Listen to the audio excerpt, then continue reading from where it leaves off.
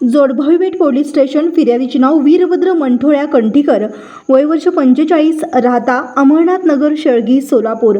आरोपीचे नाव जगन्नाथ कदम, विजय ज्ञानदेव कदम, एकनाथ कदम, सर्व राहता जुना गावठाण, शेळगी, सोलापूर. यात हकीकत अशी की वरील वेळी व ठिकाणी यातील फिर्यादी वरील ठिकाणी गेले असता तेथे आरोपी क्रमांक 1 व 3 हे फिर्यादीच्या पत्रा शेड पाडत होते.